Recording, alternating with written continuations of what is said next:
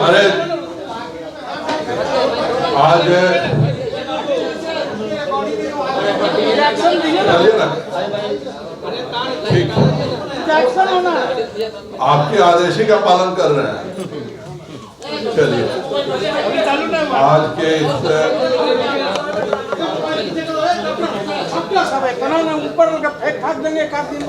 चलिए हो गया, शुरू करें।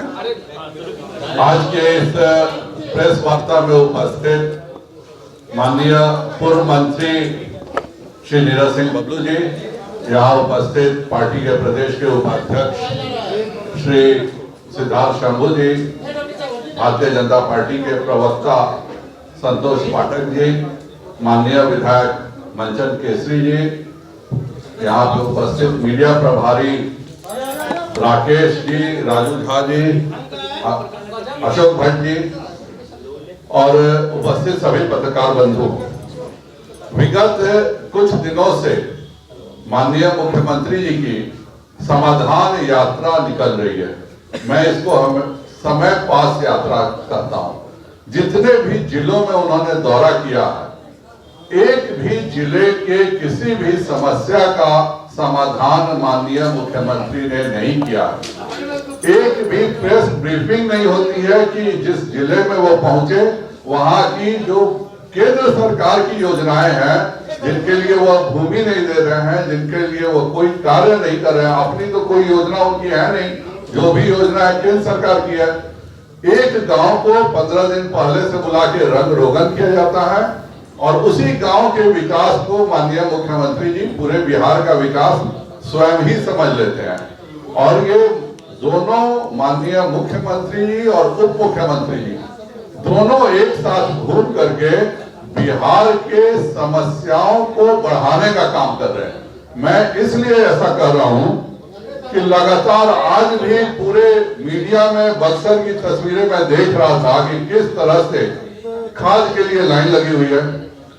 बिहार में अभी 69,000 मैट्रिक टन यूरिया उपलब्ध है, अर्थात बिहार में आज केवल 13,80,000 बोरा यूरिया का उपलब्ध है। और आज से पहले पिछले 30 दिनों में कभी भी 13,80,000 बोरा से कभी भी कम यूरिया बिहार में उपलब्ध नहीं रही है। माननीय वित्त मंत्री जी गलत बयानी करते हैं, उनके मंत्री गलत बयानी करते हैं। मैंने तो नीतीश जी को कहा कि अगर मैं गलत बोल रहा हूं तो सरकार मेरे ऊपर केस क्यों नहीं कर रही है। आज भी मैं कह रहा हूं कि 69,000 मैट्रिक टन बिहार को उपलब्ध है। 69,000 मैट्रिक टन को उतना ही नहीं, डीएपी 1,09,000 मैट्रिक टन है, एमओपी 37,000 मैट्रिक टन उपलब्ध है, एमपीकेएस 93,000 मैट्रिक टन उपलब्ध है। तो जब यूरिया 13,80,000 बोरा बिहार में उपलब्ध है, फिर किस परिस्थिति में हमारे किसानों को नहीं मिल रहा। अगर यह समाधान नीतीश कुमार जी करते तो एक बिहार के किसानों को मदद होती। आज भी सीटीईटी बीटीईटी के बच्चे उस 10 लाख नौकरी के कलम को खोज रहे हैं कि वह कब उप मुख्यमंत्री जी का वह कलम कहां गायब हो गया है कि वह प्रकट हो जाए और कम से कम जो भाजपा और एनडीए के शासनकाल में जो 1,15,000 शिक्षकों की बहाली की बात थी वह तो कम से कम कर देते। बिहार में भी प्रश्न पत्र, हर प्रश्न पत्र लीक होता है और इतना ही नहीं होता है, पूरे हिंदुस्तान में कहीं भी प्रश्न पत्र लीक होता है तो उसका जब ओरिजिन खोजा जाता है तो वह नालंदा में मिलता है। आखिर उत्तर प्रदेश में भी प्रश्न पत्र लीक हुआ तो वह नालंदा के व्यक्ति के द्वारा हुआ। मध्य प्रदेश का व्यापक घोटाला का जब खोला गया उसकी फाइलें तो वह भी नालंदा के व्यक्ति के द्वारा थी। तो क्यों नहीं हम लोग यह समझे कि यह सारा प्रश्न पत्र लीक सरकार की मर्जी से हो रहा है। बगल के यूपी में टीटी का प्रश्न पत्र लीक हुआ, माननीय मुख्यमंत्री जी ने सभी की अरेस्टिंग की, सभी बच्चों को कहा कि आपका एडमिट कार्ड ही आने जाने का मुफ्त का उत्तर प्रदेश रोड निगम का पास होगा, आपको दोबारा परीक्षा नहीं देना पड़ेगा। उन्होंने साफ शब्दों में कहा कि जिसने भी यह घोटाला किया है उन सबों को के घर पर बुलडोजर भी मैं चलाऊंगा, उनको उन पर रासुका लगाऊंगा। बिहार में हर बार प्रश्न पत्र लीक होता है, लेकिन कोई कार्रवाई के नाम पर केवल एक आई वॉश होता है। और आज ही से नहीं, जब मैं भी छात्र था उस समय से भी नालंदा के कोई खास व्यक्ति का ही नाम आता था जो कि सारा प्रश्न पत्र आउट करने में। तो बिहार सरकार को अगर समाधान करना है तो हमारे बच्चों को परीक्षा ईमानदारी से हो जाए, वरना पिछले बार तो हुआ कि कोई धांधली नहीं हुई है, और जिसको इस बार महिला को पकड़ा गया उसका बेटा ही कंप्लीट किया है। यही बताता है कि पिछले बार का भी जो परीक्षा था वह पारदर्शी नहीं था। आप बच्चों के ऊपर लाठियाचार्ज करते हैं। उत्तर प्रदेश में 24 घंटे में फैसला हो गया, प्रश्न पत्र रद्द हुआ, 1 महीने में फिर से उसके एग्जामिनेशन हो गया, पूरे तरह से ट्रांसपेरेंट हुए, सभी के ऊपर कार्रवाई हुई घोटाले करने वालों पर।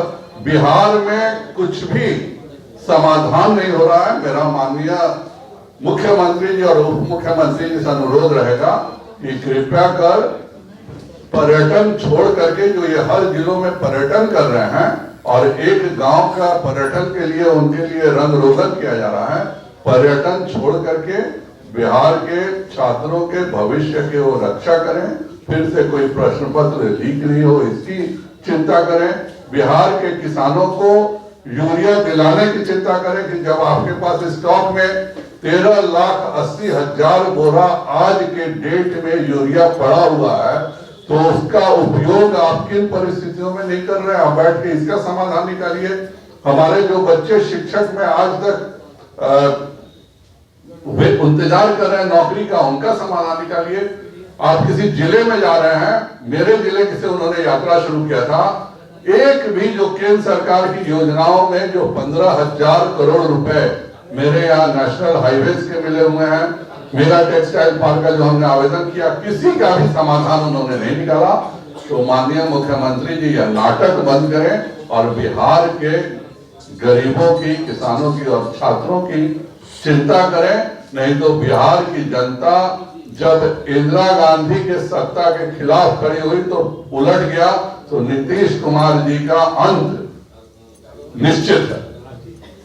समाधान यात्रा के दौरान मुख्यमंत्री मदरसों का निरीक्षण कर रहे थे सिवान में। उन्होंने कहा कि डिग्री कॉलेज की मान्यता भी देंगे और हॉस्टल भी खोलेंगे। एक्सपेक्ट किया जाएगा मदरसों को।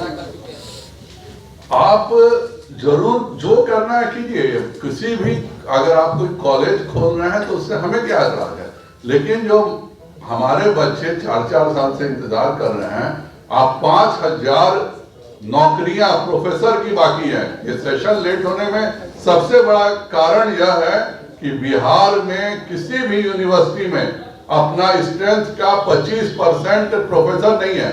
आप जा करके मदरसों में डिग्री कॉलेज खोलने की बात कर रहे हैं। जो यहाँ पे बच्चों के डिग्री कॉलेज खुले हुए हैं, अगर वह 5,000 प्रोफेसर की नौकरियां जो खाली हैं उनको अगर आप भर दें तो उन बच्चों का बहुत भला हो जाएगा। जो आपके पास है उसकी तो कोई चिंता नहीं कर रहे हैं। बाकी कहीं भी जाना है, इसको मैं नाटक से ज्यादा कुछ नहीं मानता। कि जो गंगा में जहाज चलाया जा रहा है, केंद्र की योजनाओं द्वारा लूट हो रही है। बिहार में जो है गंगा में जहाज चलाने की कोई भी योजना गंगा में नहीं कर रही है। केंद्र सरकार की योजना को नहीं पालन किया जाएगा। ड्रेजिंग करके, और जब दिक्कत क्या है बिहार में कि बिहार ने कभी उद्योग को सोचा नहीं। आज भी जो गंगा नदी में 4.25 मीटर की ड्रेजिंग करके पानी के जहाज चलाए जा रहे हैं, उनसे हल्दिया बनारस का व्यापार हो रहा है, हल्दिया इलाहाबाद का व्यापार हो रहा है। आपके यहाँ जो होना है आप खुद उसकी कोई चिंता नहीं कर रहे। हमारे यहाँ व्यापार बढ़ाइए, उद्योग बढ़ाइए। हल्दिया से बिहारियों का सामान जाने में सीधे 20% कॉस्ट लगेगा अगर वह नाव के माध्यम से जाता है। लेकिन ना इनको जानकारी है कि क्या हो रहा है, अपने तो कुछ करेंगे नहीं। और केंद्र सरकार अगर कोई जलमार्ग बनाएगी तो आप बनने नहीं देंगे, राष्ट्रीय राजमार्ग बनाएगी तो जमीन उपलब्ध नहीं कराएंगे, अगर हवाई अड्डा खोलने का कहेगी तो आप जमीन उपलब्ध नहीं कराएंगे। तो बिहार सरकार बिहार विरोधी है। आज पूरे देश में हम तो चाहते हैं कि दौरा करें, वह जाके दूसरे देशों की राजधानियों में घूमे। कोई व्यक्ति बिहार का दूसरे प्रदेशों की राजधानियों में जाता है तो उसका शर्म सर से झुक जाता है कि भाई दूसरे जगह इतने उद्योग खुले हुए हैं, इतने आईटी पार्क खुले हुए हैं। उड़ीसा हमारे तरफ पिछड़ा इलाका था, आज पूरे हिंदुस्तान के बच्चे उड़ीसा में पढ़ने आते हैं। आज पूरे हिंदुस्तान के बच्चे उड़ीसा में सॉफ्टवेयर पार्क में जाते हैं। जब उड़ीसा और बिहार का एक ही स्टैंडर्ड था, हमारे यहाँ कोई भी चीज, चाहे वह शिक्षा का हो चाहे उद्योग का हो, तो करना तो है ही नहीं। केंद्र सरकार अगर जलमार्ग चला रही है तो आप उसको रोकिएगा, अगर वह गति शक्ति में राजमार्ग बना रही है तो आप उसके लिए जमीन नहीं दीजिएगा। बिहार को दोनों बड़े भाई और छोटे भाई मिल करके, बड़े भाई ने 15 साल बर्बाद किया और इसकी याद सदैव नीतीश कुमार अपने हर भाषण में दिलवाते हैं। अब उनके साथ मिल जाने के बाद नीतीश कुमार भी उसी स्थान पर पहुंच गए हैं जो उनके बड़े भाई ने 1990 से 2005 में सरकार चलाई थी और जिसका जिक्र नीतीश कुमार जी उप मुख्यमंत्री के सामने भी करने से कभी नहीं चूकते हैं। संजय जी, साफ तौर पर ललन सिंह ने ये कहा कि गंगा में कोई भी केंद्र की योजना हम नहीं चलने देंगे। ऐसे में केंद्र सरकार बिहार में अपनी योजनाओं को कैसे चलाएगी? यह केंद्र और बिहार के मैटर का बात है, मैं इस पर इतनी जल्दी कोई टिप्पणी नहीं करूंगा। लेकिन अगर जलमार्ग से सामानों की आवाजाही हो रही है, इसमें ललन सिंह जी को क्या दिक्कत है यह केवल ईश्वर जानता है। टाल योजना में आज भी जिस जगह से सांसद रहे हैं माननीय नीतीश कुमार जी और ललन सिंह जी जिस इलाके के सांसद हैं और जल संसाधन मंत्री वर्षों तक रहे, उन्होंने अपने क्षेत्र में भी टाल में बाढ़ के बचाव के लिए कुछ नहीं किया। तो इनका एक ही सिद्धांत है, न हम कुछ करेंगे और न केंद्र सरकार को बिहार के विकास के लिए कुछ करने देंगे। आपने कहा कि पेपर लीक हुआ है, उसमें नालंदा से जुड़े हुए लोग हैं, तो क्या ऐसा कहें कि आप नालंदा जिले के लोगों को?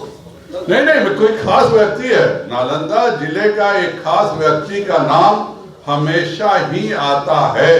जब भी आप देखिए तब व्यापम घोटाला में हो तो क्या उसको प्रोटेक्शन देने का